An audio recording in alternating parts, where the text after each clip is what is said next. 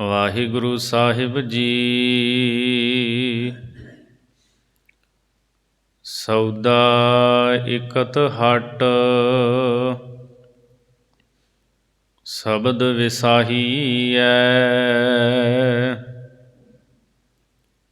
ਪੂਰਾ ਪੂਰੇ ਵਟ ਕੇ ਆਖ ਸਲਾਹੀਐ। ਕਦੇ ਨਾ ਹੋਵੈ ਘਟ ਸੱਚੀ ਪਤਸਾਹੀਐ।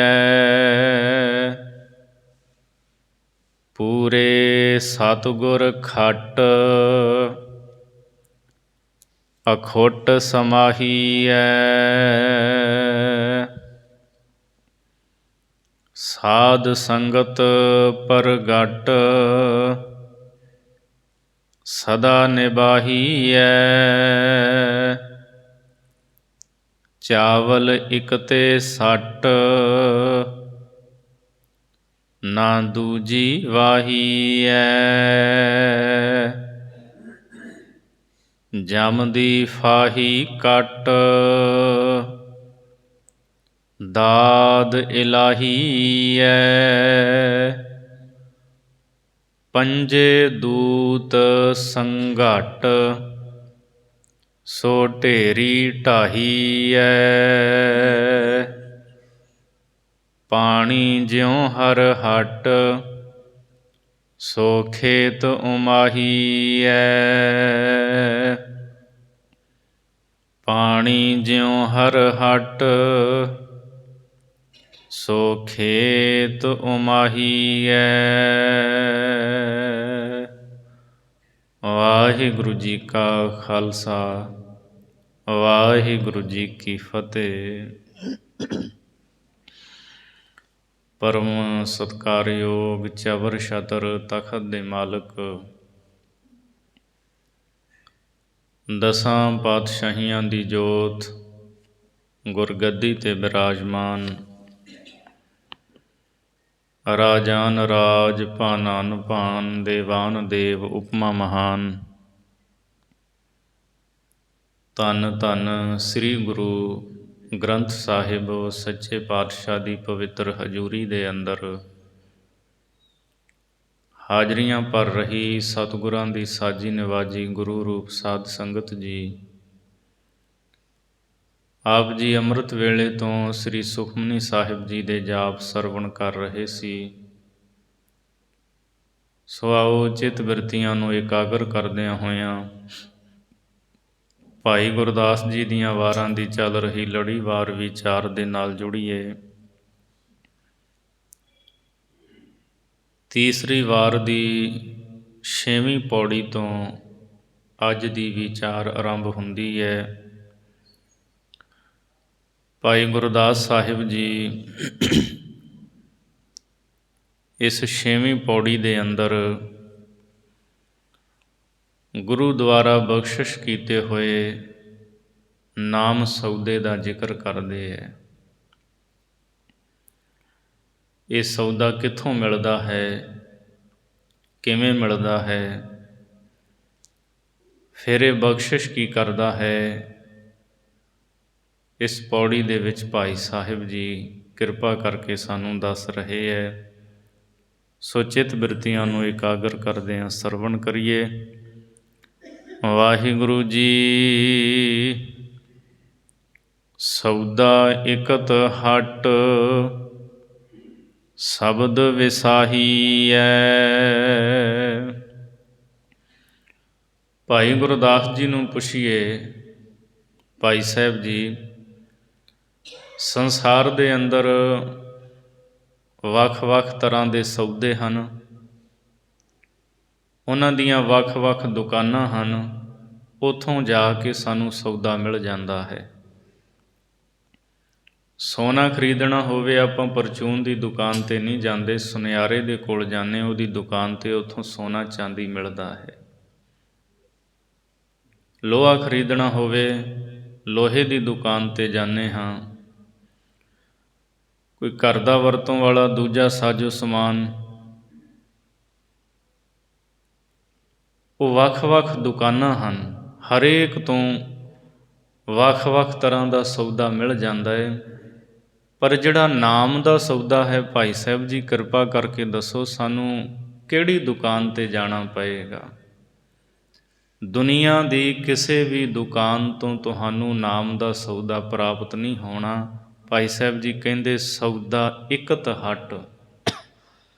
ਨਾਮ ਦਾ ਸੌਦਾ ਸਿਰਫ ਇੱਕ ਹੀ ਹੱਟ ਹੈ, ਇੱਕੋ ਹੀ ਹੱਟੀ 'ਤੇ ਹੈ।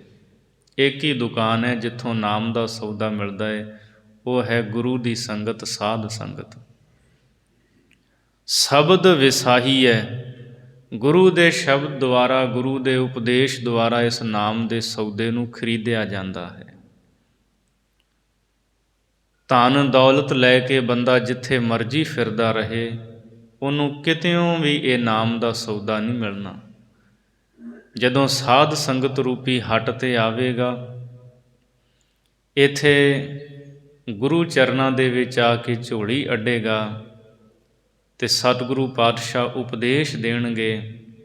ਉਸ ਕਮਾਈ ਦੇ ਵਿੱਚੋਂ ਇਹਨੂੰ ਨਾਮ ਦਾ ਸੌਦਾ ਮਿਲਦਾ ਹੈ। ਸੌਦਾ ਇਕਤ ਹੱਟ ਸ਼ਬਦ ਵਿਸਾਹੀ ਹੈ। ਸੋ ਸਾਧ ਸੰਗਤ ਰੂਪੀ ਹੱਟ ਦੇ ਉੱਤੇ ਇਹ ਨਾਮ ਦਾ ਸੌਦਾ ਹੈ ਅਤੇ ਗੁਰੂ ਦੇ ਸ਼ਬਦ ਦੁਆਰਾ ਹੀ ਇਹ ਮਿਲਦਾ ਹੈ। ਪੂਰਾ ਪੂਰੇ ਵਟ ਕੇ ਆਖ ਸਲਾਹੀਐ। ਪੂਰੇ ਸਤਿਗੁਰੂ ਦਾ ਜਿਹੜਾ ਵੱਟਾ ਹੈ, ਵੱਟ ਉਪਦੇਸ਼ ਰੂਪੀ ਵੱਟਾ, ਉਹ ਪੂਰਾ ਹੈ। ਕਿ ਆਖ ਸਲਾਹੀਐ, ਕੀ ਕਹਿ ਕੇ ਸਿਫਤ ਕਰੀਏ? ਗੁਰੂ ਦੇ ਉਪਦੇਸ਼ ਦੀ, ਸਤਿਗੁਰੂ ਜੋ ਸ਼ਬਦ ਉਚਾਰ ਕੇ ਉਪਦੇਸ਼ ਦਿੰਦੇ ਹੈ, ਉਹਦੀ ਸਿਫਤ ਨਹੀਂ ਕੀਤੀ ਜਾ ਸਕਦੀ, ਵਡਿਆਈ ਨਹੀਂ ਕੀਤੀ ਜਾ ਸਕਦੀ। ਪੂਰਾ ਪੂਰੇ ਵਟ। ਬਾਕੀ ਇੱਕ ਗੱਲ ਹੋਰ, ਜਦੋਂ ਕਈ ਵਾਰ ਆਪਾਂ ਦੁਕਾਨਾਂ 'ਤੇ ਸੌਦਾ ਲੈਣ ਜਾਂਦੇ ਹਾਂ ਨਾ, ਉਹਨਾਂ ਦੇ ਵੱਟੇ ਕਈ ਵਾਰ ਘੱਟ ਹੁੰਦੇ, ਜਿਹਦੇ ਨਾਲ ਉਹਨਾਂ ਨੇ ਸੌਦਾ ਤੋਲ ਕੇ ਦੇਣਾ ਹੁੰਦਾ ਹੈ, ਉਹ ਵੱਟੇ ਘੱਟ ਹੁੰਦੇ ਨੇ। ਸੌਦਾ ਲੈਣ ਵਾਲੇ ਨੂੰ ਪੂਰਾ ਸੌਦਾ ਮਿਲਦਾ ਹੀ ਨਹੀਂ। ਮਹਾਰਾਜ ਕਹਿੰਦੇ ਇਹ ਜਦੋਂ ਇਸ ਹੱਟ 'ਤੇ ਤੂੰ ਆਵੇਂਗਾ ਨਾ ਗੁਰੂ ਚਰਨਾਂ ਦੇ ਵਿੱਚ, ਪੂਰਾ ਪੂਰੇ ਵਟ, ਪੂਰੇ ਸਤਿਗੁਰੂ ਦਾ ਵੱਟਾ ਪੂਰਾ ਹੈ। ਉਪਦੇਸ਼ ਰੂਪੀ ਵੱਟਾ ਜੋ ਗੁਰੂ ਨੇ ਬਚਨ ਕੀਤਾ, ਉਹ ਪੂਰਾ ਹੈ। ਲੋਕ ਪਰਲੋਕ ਵਿੱਚ ਸਫਲ ਹੋਣਾ ਹੈ। ਬਸ ਤੂੰ ਕਮਾਈ ਕਰ, ਗੁਰੂ ਦਾ ਹੁਕਮ ਮੰਨ। ਸੋ ਉਪਦੇਸ਼ ਰੂਪੀ ਵੱਟਾ ਗੁਰੂ ਦਾ ਪੂਰਾ ਹੈ, ਗੁਰੂ ਆਪ ਪੂਰਾ ਹੈ ਅਤੇ ਪੂਰੇ ਸਤਿਗੁਰੂ ਦੇ ਉਪਦੇਸ਼ ਦੀ ਸਿਫਤ ਨਹੀਂ ਹੋ ਸਕਦੀ। ਕਦੇ ਨਾ ਹੋਵੇ ਘਟ ਸੱਚੀ ਪਾਤਸ਼ਾਹੀਐ। ਗੁਰੂ ਦੇ ਕੋਲ ਸੱਚੀ ਪਾਤਸ਼ਾਹੀ ਹੈ। ਦੁਨੀਆ ਦੇ ਪਾਤਸ਼ਾਹ ਨੇ, ਅੱਜ ਕਿਸੇ ਕੋਲ ਪਾਤਸ਼ਾਹੀ ਹੈ, ਕੱਲ੍ਹ ਕਿਸੇ ਹੋਰ ਦੇ ਕੋਲ ਹੋਵੇਗੀ। ਅੱਜ ਕੋਈ ਰਾਜ ਦਾ ਮਾਲਕ ਹੈ, ਕੱਲ੍ਹ ਨੂੰ ਕੋਈ ਹੋਰ ਹੋਵੇਗਾ। ਮਹਾਰਾਜ ਕਹਿੰਦੇ ਸਤਿਗੁਰੂ ਦੀ ਪਾਤਸ਼ਾਹੀ ਸੱਚੀ ਹੈ, ਸਦਾ ਟਿਕੀ ਰਹਿਣ ਵਾਲੀ, ਸਦਾ ਕਾਇਮ ਰਹਿਣ ਵਾਲੀ। ਕਦੇ ਨਾ ਹੋਵੇ ਘਟ। ਸੰਸਾਰੀ ਤੋਲ ਜਿਹੜੇ ਨੇ ਉਹ ਤਾਂ ਘੱਟ ਵੱਧ ਹੋ ਸਕਦੇ ਹੈ, ਪਰ ਪੂਰੇ ਸਤਿਗੁਰੂ ਦਾ ਤੋਲ ਕਦੇ ਵੀ ਘੱਟ ਨਹੀਂ ਹੁੰਦਾ। ਗੁਰੂ ਨੇ ਜੋ ਬਚਨ ਕਰ ਦਿੱਤਾ, ਗੁਰੂ ਦਾ ਕੀਤਾ ਬਚਨ ਸਫਲ ਹੋਣਾ ਹੈ। ਸੋ ਗੁਰੂ ਦਾ ਬਚਨ ਲੋਕ ਪਰਲੋਕ ਦੇ ਵਿੱਚ ਸਫਲਾ ਹੁੰਦਾ ਹੈ ਅਤੇ ਗੁਰੂ ਦਾ ਉਪਦੇਸ਼ ਜਾਂ ਜਿਹੜਾ ਉਪਦੇਸ਼ ਰੂਪ ਵੱਟਾ ਹੈ, ਉਹ ਵੀ ਕਦੀ ਘੱਟ ਨਹੀਂ ਹੁੰਦਾ। ਜੋ ਉਪਦੇਸ਼ ਉਦੋਂ ਸਤਿਗੁਰੂ ਨੇ ਦਿੱਤਾ ਸੀ ਸਾਨੂੰ, ਅੱਜ ਹੀ ਉਹ ਉਪਦੇਸ਼ ਅੱਜ ਵੀ ਸਾਡੇ ਵਾਸਤੇ ਹੈ, ਸਾਰੇ ਸੰਸਾਰ ਦੇ ਲੋਕਾਂ ਵਾਸਤੇ ਹੈ। ਦੁਨੀਆ ਦੇ ਸੌਦੇ ਸਮਾਂ ਪਾ ਕੇ ਖਿੰਡ ਜਾਂਦੇ ਹੈ, ਪੁਰਾਣੇ ਹੋ ਜਾਂਦੇ ਹੈ, ਉਹਨਾਂ ਵਿੱਚ ਅਸਰ ਨਹੀਂ ਰਹਿੰਦਾ। ਪਰ ਸਤਿਗੁਰੂ ਪਾਤਸ਼ਾਹ ਦਾ ਉਪਦੇਸ਼, ਇਹਦੇ ਵਿੱਚ ਸਦਾ ਹੀ ਅਸਰ ਹੈ।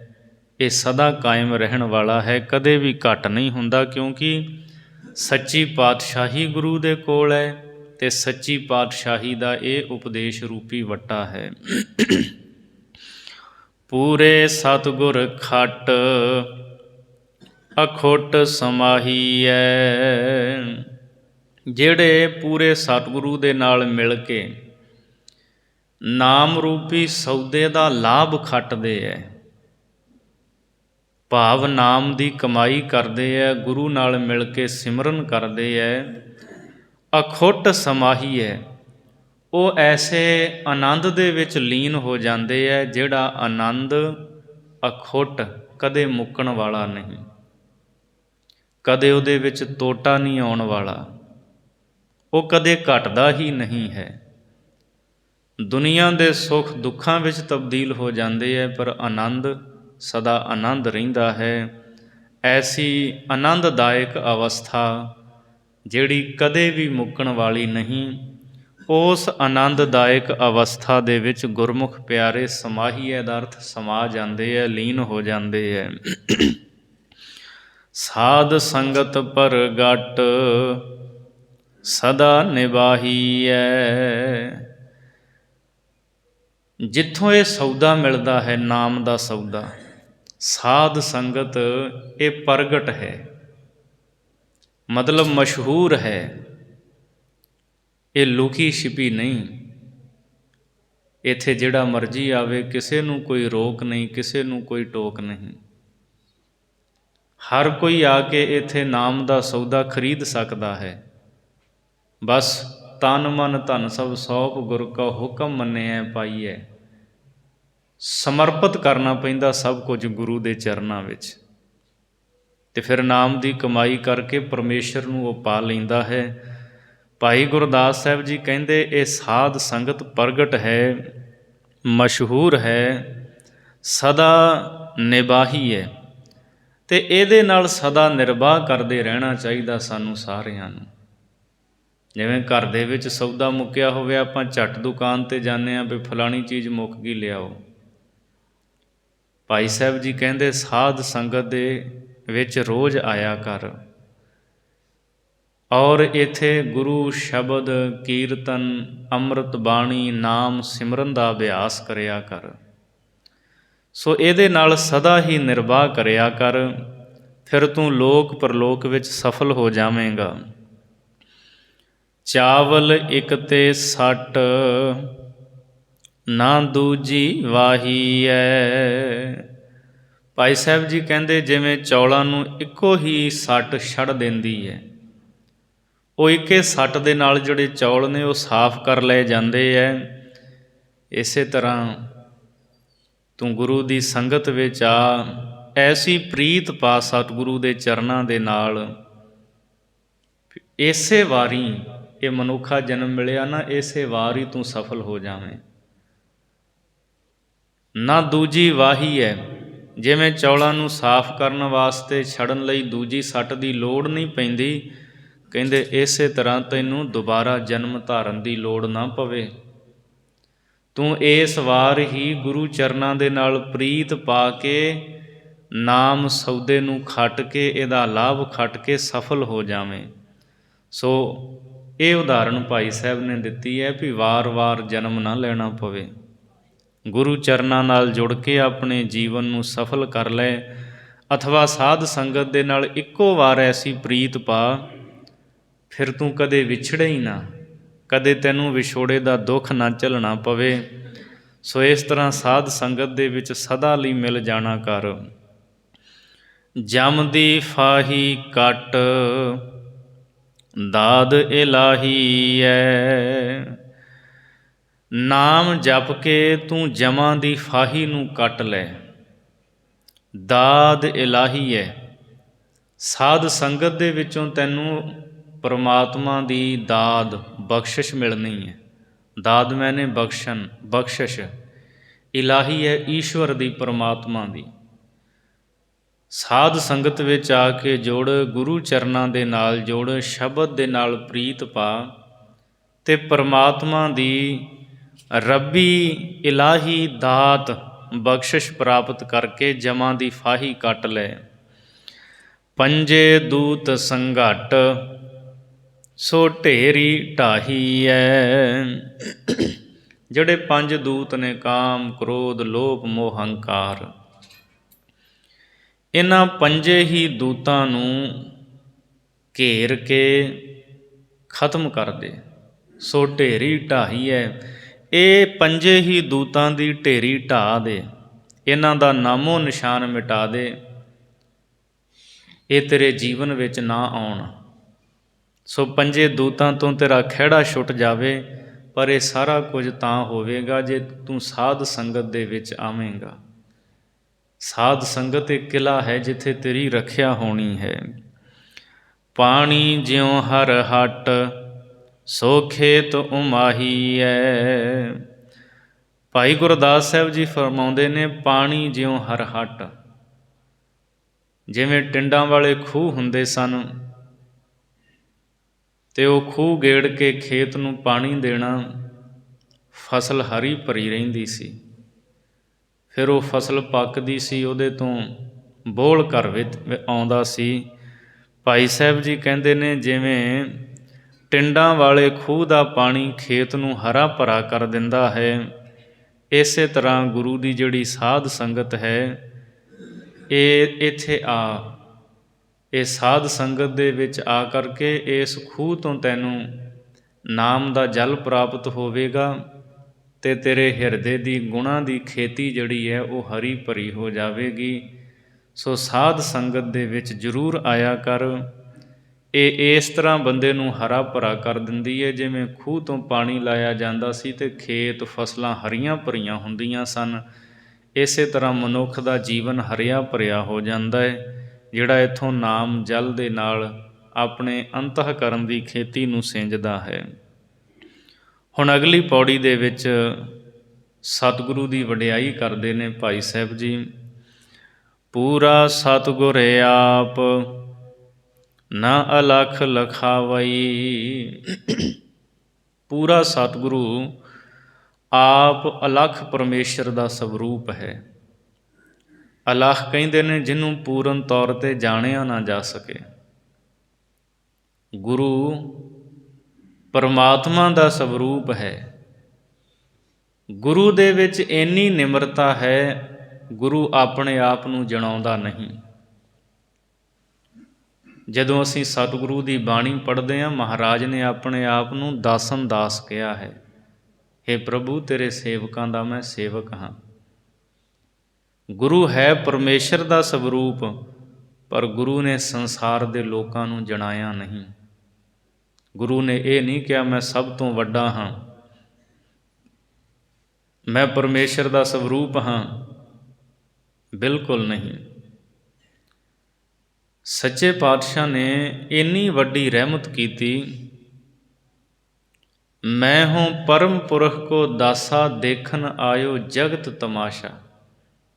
ਮੈਂ ਤਾਂ ਪਰਮ ਪੁਰਖ ਪਰਮੇਸ਼ਰ ਦਾ ਦਾਸ ਹਾਂ, ਇਹ ਤਮਾਸ਼ੇ ਸੰਸਾਰ ਦੇ ਤਮਾਸ਼ੇ ਨੂੰ ਵੇਖਣ ਆਇਆ ਹਾਂ। ਅਤੇ ਫਿਰ ਸਤਿਗੁਰੂ ਕਲਗੀਧਰ ਮਹਾਰਾਜ ਜੀ ਨੇ ਖਾਲਸਾ ਸਾਜ ਕੇ ਇੰਨੀ ਵਡਿਆਈ ਬਖਸ਼ ਦਿੱਤੀ।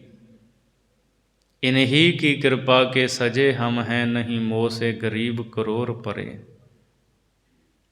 ਮਹਾਰਾਜ ਨੇ ਕਿਹਾ, ਇਹ ਖਾਲਸੇ ਦੀ ਕਿਰਪਾ ਦੇ ਨਾਲ ਮੈਂ ਸਵਾਰਿਆ ਹੋਇਆ, ਸਜਿਆ ਹੋਇਆ ਹਾਂ। ਮੇਰੇ ਵਰਗੇ ਕਈ ਗਰੀਬ ਪਏ ਨੇ। ਖਾਲਸਾ ਸਾਜ ਕੇ ਉਹਨੂੰ ਵਡਿਆਈ ਬਖਸ਼ੀ ਹੈ। ਗੁਰੂ ਨੇ ਆਪਣਾ ਆਪ ਕਦੇ ਨਹੀਂ ਜਣਾਇਆ। ਪਰਮੇਸ਼ਰ ਦਾ ਸਵਰੂਪ ਹੈ, ਪਰ ਗੁਰੂ ਨੇ ਦੁਨੀਆ ਨੂੰ ਨਹੀਂ ਜਣਾਇਆ, ਸਗੋਂ ਆਪਣੇ ਆਪ ਨੂੰ ਦਾਸ ਹੀ ਕਿਹਾ ਹੈ। ਦੇਖੈ ਥਾਪਿਓ ਥਾਪ, ਜਿਉਂ ਤਿਸ ਭਾਵਈ। ਗੁਰੂ ਪਰਮਾਤਮਾ ਦਾ ਸਵਰੂਪ ਹੈ ਅਤੇ ਉਹ ਪਰਮਾਤਮਾ ਕਿੱਡੀ ਵੱਡੀ ਤਾਕਤ ਦਾ ਮਾਲਕ ਹੈ। ਦੇਖੈ ਥਾਪ ਉਥਾਪ, ਇਸ ਸੰਸਾਰ ਨੂੰ ਪੈਦਾ ਕਰਕੇ, ਇਹਦੀ ਲੈਤਾ ਕਰਕੇ, ਇਸ ਨੂੰ ਮੇਟ ਕੇ ਉਹ ਆਪ ਵੇਖ ਰਿਹਾ ਹੈ। ਪੈਦਾ ਵੀ ਕਰ ਰਿਹਾ ਹੈ ਅਤੇ ਇਸ ਨੂੰ ਮੇਟ ਵੀ ਰਿਹਾ ਹੈ। ਇਹ ਸਾਰਾ ਕੁਝ ਕਰਦਾ ਹੋਇਆ ਉਹ ਆਪ ਵੇਖ ਰਿਹਾ ਹੈ। ਜਿਉਂ ਤਿਸ ਭਾਵਈ, ਭਾਈ ਗੁਰਦਾਸ ਸਾਹਿਬ ਜੀ ਕਹਿੰਦੇ, ਜਿਵੇਂ ਉਹਨੂੰ ਭਾਉਂਦਾ ਹੈ ਉਹ ਉਵੇਂ ਕਰਦਾ ਹੈ। ਸੰਸਾਰ ਨੂੰ ਰਚਣਾ, ਫਿਰ ਇਸ ਨੂੰ ਲੈ ਕਰ ਦੇਣਾ, ਖਤਮ ਕਰ ਦੇਣਾ, ਜਿਵੇਂ ਉਹਦੀ ਮਰਜ਼ੀ ਹੁੰਦੀ ਹੈ ਕਰਦਾ ਹੈ। ਕਿਸੇ ਦੂਜੇ ਨੂੰ ਨਹੀਂ ਪੁੱਛਦਾ। ਬੀਓ ਪੂਛ ਨਾ ਮਸਲਤ ਧਰੈ, ਜੋ ਕਿਛ ਕਰੈ ਸੋ ਆਪਹਿ ਕਰੈ। ਬੀਓ ਦਾ ਅਰਥ ਹੁੰਦਾ ਦੂਜਾ। ਮਹਾਰਾਜ ਜੀ ਕਹਿੰਦੇ ਕਿਸੇ ਦੂਜੇ ਨੂੰ ਨਹੀਂ ਪੁੱਛਦਾ, ਆਪਣੀ ਮੌਜ ਵਿੱਚ ਹੀ ਸਾਜਦਾ ਹੈ, ਆਪਣੀ ਮੌਜ ਦੇ ਵਿੱਚ ਹੀ ਖਤਮ ਕਰ ਦਿੰਦਾ ਹੈ। ਲੇਪ ਨ ਪੁੰਨ ਨ ਪਾਪ ਉਪਾਏ ਸਮਾਵਈ। ਉਹ ਸੰਸਾਰ ਨੂੰ ਪੈਦਾ ਕਰਕੇ ਮੇਟਦਾ ਹੈ। ਸੰਸਾਰ ਨੂੰ ਪੈਦਾ ਕਰਨ 'ਤੇ ਉਸ ਨੂੰ ਕੋਈ ਪੁੰਨ ਨਹੀਂ ਲੱਗਦਾ, ਅਤੇ ਇਸ ਨੂੰ ਖਤਮ ਕਰ ਦੇਣ 'ਤੇ ਉਸ ਨੂੰ ਕੋਈ ਪਾਪ ਨਹੀਂ ਲੱਗਦਾ।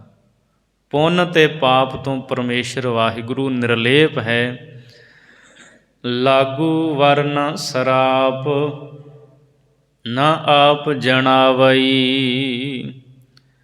ਨਾ ਉਹਨੂੰ ਕਿਸੇ ਦਾ ਵਰ ਲੱਗਦਾ, ਨਾ ਉਹਨੂੰ ਕਿਸੇ ਦਾ ਸਰਾਪ ਲੱਗਦਾ ਹੈ।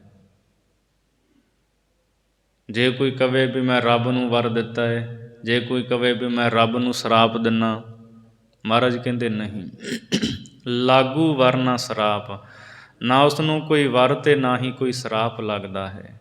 ਕਈਆਂ ਥਾਵਾਂ 'ਤੇ ਪਾਠਾਂਤਰ ਲੱਗੂ ਵੀ ਆਇਆ ਹੈ, ਲੱਲੇ ਨੂੰ ਕੰਨਾ ਕਈਆਂ ਥਾਵਾਂ 'ਤੇ ਨਹੀਂ ਹੈ, ਪਰ ਇੱਥੇ ਲੱਗਾ ਹੋਇਆ ਲਾਗੂ ਵਰ ਨਾ ਸਰਾਪ। ਕੋਈ ਵਰ ਸਰਾਪ ਨਹੀਂ ਲੱਗਦਾ, ਨਾ ਆਪ ਜਣਾਵਈ। ਅਤੇ ਪਰਮਾਤਮਾ ਸੰਸਾਰ ਨੂੰ ਪੈਦਾ ਕਰਦਾ ਮੇਟਦਾ, ਉਹ ਆਪਣਾ ਆਪ ਨਹੀਂ ਜਣਾਉਂਦਾ। ਇਹ ਨਹੀਂ ਕਹਿੰਦਾ ਵੀ ਮੈਂ ਪੈਦਾ ਕੀਤਾ, ਮੈਂ ਖਤਮ ਕੀਤਾ, ਉਹ ਨਹੀਂ ਜਣਾਉਂਦਾ। ਗਾਵੈ ਸ਼ਬਦ ਅਲਾਪ ਅਕਥ ਸੁਣਾਵਈ। ਜੋ ਪਰਮੇਸ਼ਰ ਇੰਨੀ ਤਾਕਤ ਦਾ ਮਾਲਕ ਹੈ, ਸੰਸਾਰ ਨੂੰ ਪੈਦਾ ਕਰਦਾ ਮੇਟਦਾ ਹੈ, ਉਸ ਪਰਮੇਸ਼ਰ ਦੇ ਗੁਣ ਪੂਰਾ ਗੁਰੂ ਗਾਉਂਦਾ ਹੈ। ਗਾਵੈ ਸ਼ਬਦ ਅਲਾਪ, ਪੂਰਾ ਸਤਿਗੁਰੂ ਅਲਾਪ ਕੇ ਰਾਗ ਦੇ ਵਿੱਚ ਪਰਮਾਤਮਾ ਦੇ ਸ਼ਬਦ ਨੂੰ ਗਾਉਂਦਾ ਹੈ। ਅਕਥ ਸੁਣਾਵਈ, ਅਤੇ ਪਰਮਾਤਮਾ ਦੀ ਅਕਥ ਕਥਾ ਨੂੰ ਸੁਣਾਉਂਦਾ ਹੈ। ਅਕਥ ਪ੍ਰਭੂ ਦੇ ਗੁਣਾਂ ਨੂੰ ਕੌਣ ਸੁਣਾਉਂਦਾ ਹੈ? ਗੁਰੂ। ਜਦੋਂ ਅਸੀਂ ਸਤਿਗੁਰੂ ਦੀ ਬਾਣੀ ਪੜ੍ਹਦੇ ਹਾਂ, ਮਹਾਰਾਜ ਜੀ ਸ਼ਬਦ ਰਾਹੀਂ ਪਰਮਾਤਮਾ ਦੀਆਂ ਸਿਫਤਾਂ ਕਰਦੇ ਹੈ, ਤਾਂ ਮਾਲਕ ਦੀਆਂ ਸਿਫਤਾਂ ਸਾਨੂੰ ਗੁਰੂ ਸੁਣਾਉਂਦਾ ਹੈ। ਅਕਥ ਕਥਾ ਜਪ ਜਾਪ ਨਾ ਜਗਤ ਕਮਾਵਈ। ਅਕਥ ਕਥਾ, ਪਰਮਾਤਮਾ ਦੀ ਅਕਥ ਕਥਾ ਸਾਨੂੰ ਗੁਰੂ ਸੁਣਾਉਂਦਾ ਹੈ। ਜਪ ਜਾਪ, ਅਤੇ ਉਹਦੇ ਨਾਮ ਦਾ ਜਾਪ ਕਰਦਾ ਹੈ। ਜਪ ਜੋ ਜਪਣ ਯੋਗ ਹੈ, ਨਾਮ ਦਾ ਜਪ ਗੁਰੂ ਆਪ ਜਪਦਾ ਹੈ। ਉਹਦੀ ਕਥਾ, ਉਹਦੀਆਂ ਸਿਫਤਾਂ ਸੁਣਾਉਂਦਾ ਹੈ। ਨਾ ਜਗਤ ਕਮਾਵਈ, ਪਰ ਜਿਹੜਾ ਇਹ ਜਗਤ ਹੈ ਨਾ, ਸੰਸਾਰ, ਇਹ ਕਮਾਈ ਨਹੀਂ ਕਰਦਾ। ਮਹਾਰਾਜ ਕਹਿੰਦੇ ਸਿਮਰਨ ਨਹੀਂ ਕਰਦਾ, ਨਾਮ ਨਹੀਂ ਜਪਦਾ। ਅਥਵਾ ਨਾ ਜਗਤ ਕਮਾਵਈ, ਜਿਹੜੀ ਕਾਰ ਸੰਸਾਰ ਦੇ ਲੋਕ ਕਮਾਉਂਦੇ ਨੇ ਨਾ, ਈਰਖਾ, ਨਿੰਦਿਆ, ਚੁਗਲੀ, ਗੁਰੂ ਇਹੋ ਜਿਹੀ ਕਾਰ ਨਹੀਂ ਕਮਾਉਂਦਾ। ਗੁਰੂ ਕਿਸੇ ਨਾਲ ਈਰਖਾ ਨਹੀਂ ਕਰਦਾ, ਨਾ ਦਵੈਸ਼ ਕਰਦਾ, ਨਾ ਕਿਸੇ ਦੀ ਨਿੰਦਿਆ ਕਰਦਾ। ਗੁਰੂ ਇਹ ਕਮਾਈ ਨਹੀਂ ਕਰਦਾ। ਕੀ ਕਰਦਾ? ਅਕਥ ਕਥਾ ਜਪ ਜਾਪ। ਗੁਰੂ ਅਕਥ ਕਥਾ ਪਰਮੇਸ਼ਰ ਦੀ ਕਰਦਾ ਹੈ, ਉਹਦੇ ਨਾਮ ਦਾ ਜਪ ਜਪਦਾ ਹੈ। ਪੂਰੇ ਗੁਰ ਪ੍ਰਤਾਪ ਆਪ ਗਵਾਵਈ। ਅਜਿਹੇ ਪੂਰੇ ਗੁਰੂ ਦਾ ਇਹੋ ਜਿਹਾ ਤੇਜ ਪ੍ਰਤਾਪ ਹੈ, ਜਿਹੜਾ ਗੁਰੂ ਦੀ ਸੰਗਤ ਕਰਦਾ ਹੈ, ਉਸ ਸੰਗਤ ਕਰਨ ਵਾਲੇ ਦੇ ਅੰਦਰੋਂ ਆਪ ਹੰਗਤਾ, ਮਮਤਾ, ਮੈਂ ਮੇਰੀ ਗੁਰੂ ਗਵਾ ਦਿੰਦਾ, ਦੂਰ ਕਰ ਦਿੰਦਾ ਹੈ। ਜਿਹੜੇ ਵੀ ਗੁਰੂ ਦੀ ਸੰਗਤ ਕਰਦੇ ਹੈ, ਗੁਰੂ ਬਖਸ਼ਿਸ਼ ਰਹਿਮਤ ਕਰਦਾ, ਉਹਦੇ ਅੰਦਰੋਂ ਹਉਮੈ ਦੂਰ ਕਰ ਦਿੰਦਾ ਹੈ। ਲਾਹੇ ਤਿੰਨੇ ਤਾਪ ਸੰਤਾਪ ਘਟਾਵਈ। ਪੂਰੇ ਗੁਰੂ ਦਾ ਤੇਜ ਪ੍ਰਤਾਪ ਐਸਾ ਹੈ, ਸਿੱਖ ਦੇ ਤਿੰਨੇ ਹੀ ਤਾਪ ਦੂਰ ਕਰ ਦਿੰਦਾ ਹੈ। ਲਾਹੇ ਤਿੰਨੇ ਤਾਪ, ਆਦਿ ਵਿਆਧੀ ਉਪਾਧੀ, ਇਹ ਤਿੰਨੇ ਹੀ ਤਾਪ ਜਿਹੜੇ ਨੇ ਗੁਰੂ ਦੂਰ ਕਰ ਦਿੰਦਾ ਹੈ। ਸੰਤਾਪ ਘਟਾਵਈ, ਤੇ ਉਹਦੇ ਸੰਤਾਪ ਨੂੰ, ਦੁੱਖ ਨੂੰ ਗੁਰੂ ਘਟਾ ਦਿੰਦਾ, ਮਤਲਬ ਬਿਲਕੁਲ ਮੇਟ ਦਿੰਦਾ ਹੈ, ਖਤਮ ਕਰ ਦਿੰਦਾ ਹੈ। ਗੁਰਬਾਣੀ ਮਨ ਧਰਾਪ ਨਿਜ ਘਰ ਆਵਈ। ਸਮਰੱਥ ਗੁਰੂ ਦੀ ਸ਼ਰਨ ਵਿੱਚ ਪੈ ਕੇ ਜਿਹੜਾ ਗੁਰੂ ਕਾ ਪਿਆਰਾ ਸਿੱਖ ਗੁਰਬਾਣੀ ਪੜ੍ਹਦਾ ਹੈ, ਗੁਰਬਾਣੀ ਦੀ ਕਮਾਈ ਕਰਦਾ ਹੈ, ਭਾਈ ਸਾਹਿਬ ਜੀ ਕਹਿੰਦੇ ਉਹਦਾ ਮਨ ਧਰਾਪ ਦਾ ਅਰਥ ਰੱਜ ਜਾਂਦਾ ਹੈ। ਗੁਰਬਾਣੀ ਮਨ ਧਰਾਪ, ਗੁਰੂ ਦੇ ਉਪਦੇਸ਼ ਨੂੰ ਕਮਾ ਕੇ ਸਿੱਖ ਦਾ ਮਨ ਰੱਜ ਜਾਂਦਾ, ਮਤਲਬ ਸੰਤੋਖੀ ਬਣ ਜਾਂਦਾ ਹੈ। ਸੰਤੋਖ ਦਾ ਗੁਣ ਉਹਦੇ ਜੀਵਨ ਵਿੱਚ ਆ ਜਾਂਦਾ ਹੈ। ਨਿਜ ਘਰ ਆਵਈ, ਤੇ ਉਹ ਆਪਣੇ ਸਵੈ ਸਰੂਪ ਘਰ ਦੇ ਵਿੱਚ ਆ ਜਾਂਦਾ ਹੈ। ਫਿਰ ਉਹਦਾ ਮਨ ਬਾਹਰ ਨਹੀਂ ਭਟਕਦਾ। ਮਨ ਪਰਦੇਸੀ ਵੇ ਪਿਆਰੇ ਆਓ ਘਰੇ। ਮਨ ਨੂੰ ਮਹਾਰਾਜ ਨੇ ਗੁਰਬਾਣੀ ਵਿੱਚ ਕਿਹਾ, ਪਰਦੇਸੀ ਮਨ ਆਪਣੇ ਘਰ ਵਿੱਚ ਆ ਜਾ, ਤੂੰ ਬਾਹਰ ਭਟਕ ਰਿਹਾ ਹੈ। ਸੋ ਆਪਣੇ ਘਰ ਦੇ ਵਿੱਚ ਟਿਕ ਜਾਂਦਾ ਹੈ ਪੂਰੇ ਗੁਰੂ ਦੇ ਤੇਜ ਪ੍ਰਤਾਪ ਕਰਕੇ। ਹੁਣ ਅਗਲੀ ਪੌੜੀ 8ਵੀਂ ਪੌੜੀ ਦੇ ਵਿੱਚ ਭਾਈ ਗੁਰਦਾਸ ਸਾਹਿਬ ਜੀ ਕਥਨ ਕਰਦੇ ਨੇ, ਪੂਰਾ ਸਤਿਗੁਰ ਸਤ ਗੁਰਮੁਖ ਭਾਲੀਐ। ਪੂਰਾ ਸਤਿਗੁਰੂ ਹੀ ਸਤ ਸਰੂਪ ਪਰਮੇਸ਼ਰ ਦਾ ਰੂਪ ਹੈ। ਪੂਰਾ ਗੁਰੂ ਸਤ ਸਵਰੂਪ ਹੈ।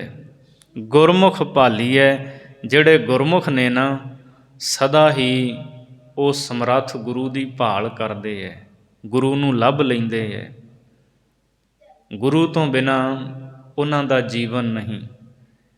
ਜਿਵੇਂ ਸਤਿਗੁਰੂ ਅੰਗਦ ਦੇਵ ਮਹਾਰਾਜ ਜੀ ਨੂੰ ਜਦੋਂ ਗੁਰਤਾ ਗੱਦੀ ਮਿਲੀ, ਖਡੂਰ ਸਾਹਿਬ ਦੀ ਧਰਤੀ 'ਤੇ ਆ ਕੇ ਮਾਤਾ ਵਿਰਾਈ ਜੀ ਦੇ ਕੋਲ ਇੱਕ ਕਮਰੇ ਦੇ ਵਿੱਚ, ਕੋਠੇ ਦੇ ਵਿੱਚ ਟੇਕ ਕੇ ਬੈਠ ਗਏ ਸੀ। ਸੰਗਤ ਬੇਬਲ ਹੋਈ ਅਤੇ ਬਾਬਾ ਬੁੱਢਾ ਸਾਹਿਬ ਜੀ ਆਏ। ਫਿਰ ਮਹਾਰਾਜ ਗੁਰੂ ਅੰਗਦ ਦੇਵ ਜੀ ਦੇ ਦਰਸ਼ਨ ਕੀਤੇ, ਨਿਹਾਲ ਹੋਏ, ਗੁਰੂ ਨੂੰ ਲੱਭ ਲਿਆ।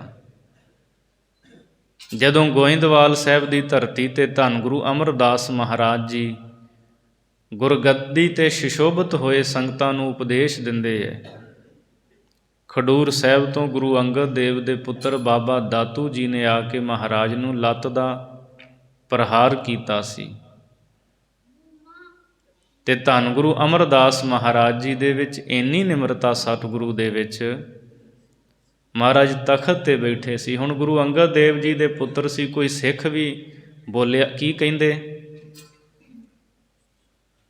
ਇਤਿਹਾਸ ਦੇ ਵਿੱਚ ਜ਼ਿਕਰ ਹੈ, ਮਹਾਰਾਜ ਨੂੰ ਜਦੋਂ ਉਹਨੇ ਲੱਤ ਮਾਰੀ ਆ ਕੇ ਬਾਬੇ ਦਾਤੂ ਨੇ, ਸਤਿਗੁਰੂ ਬਿਰਧ ਸਰੀਰ ਸੀ, ਸਿੰਘਾਸਨ ਤੋਂ ਹੇਠਾਂ ਡਿੱਗ ਪਏ। ਉਸੇ ਵੇਲੇ ਸੰਭਲ ਕੇ ਬਾਬੇ ਦਾਤੂ ਜੀ ਦੇ ਚਰਨਾਂ ਨੂੰ ਫੜ ਕੇ ਮਹਾਰਾਜ ਨੇ ਬਚਨ ਕਿਹਾ, ਗੁਰੂ ਅਮਰਦਾਸ ਜੀ ਨੇ, ਤੁਸੀਂ ਗੁਰੂ ਸਪੁੱਤਰ ਹੋ, ਮੈਂ ਉੱਠ ਕੇ ਤੁਹਾਡਾ ਸਤਿਕਾਰ ਨਹੀਂ ਕੀਤਾ, ਮੈਨੂੰ ਇਹੀ ਸਜ਼ਾ ਚਾਹੀਦੀ ਸੀ। ਤੁਹਾਡਾ ਸਰੀਰ ਕੋਮਲ ਹੈ, ਮੇਰਾ ਸਰੀਰ ਬਿਰਧ ਹੋਣ ਕਰਕੇ ਹੱਡੀਆਂ ਬਣਿਆ ਪਿਆ, ਹੱਡੀਆਂ ਦੀ ਮੁੱਠ। ਤੁਹਾਡੇ ਕੋਮਲ ਚਰਨਾਂ ਨੂੰ ਸੱਟ ਲੱਗ ਗਈ ਹੋਵੇਗੀ, ਲਿਆਓ ਤੁਹਾਡੇ ਚਰਨਾਂ ਦੀ ਮੁੱਠੀ ਚਾਪੀ ਕਰ ਦਈਏ। ਐਸੀ ਨਿਮਰਤਾ ਦੇ ਮਾਲਕ ਸਨ ਧੰਨ ਗੁਰੂ ਅਮਰਦਾਸ ਮਹਾਰਾਜ।